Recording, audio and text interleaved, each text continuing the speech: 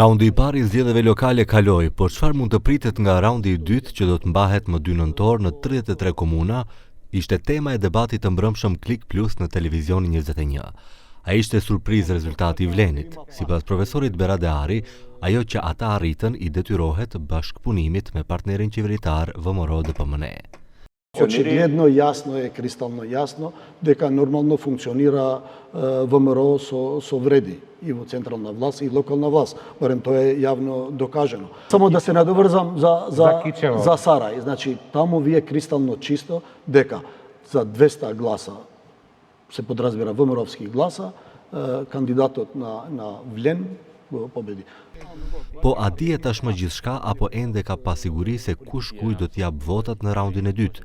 Sipas politologut Borjan Gjuzëllov, rezultati i dobët i kandidates së LSDM-s Kaja Shukova i detyrohet faktit se vetë partia nuk arriti të përfitojë nga situata në qytetin e Shkupit.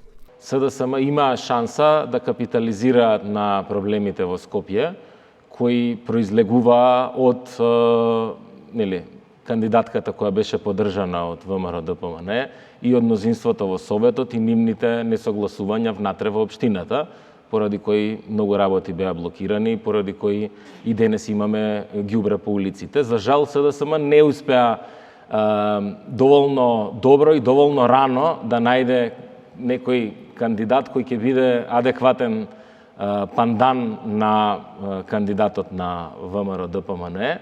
Sipas analistit politik Nikola Sërbov, dështimi i LSDM-s mundsoi që Levica të arrijë sukses në kryeqytet. Sipas tij, do të ishte një poshtrim për socialdemokratët t'ia japin votat në raundin e dytë.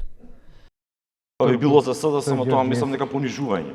Искрено, СДСМ е, да речем, етаблирана партија, стожер, една од стожерните партии во Македонија, да сега се спојува со некакви радикални движења, анархистички, ама не знам на која страна залегува, би било понижување за самиот социјалдемократски сојуз, но Çështja mbi daljen e ulët dhe numrin e atyre që vendosën ta prishin fletën e votimit, sipas të ftuarve është shqetësuese, ndërsa shtuan se kjo tregon rritje të mosinteresimit, por edhe të revoltës së qytetarëve ndaj politikanëve.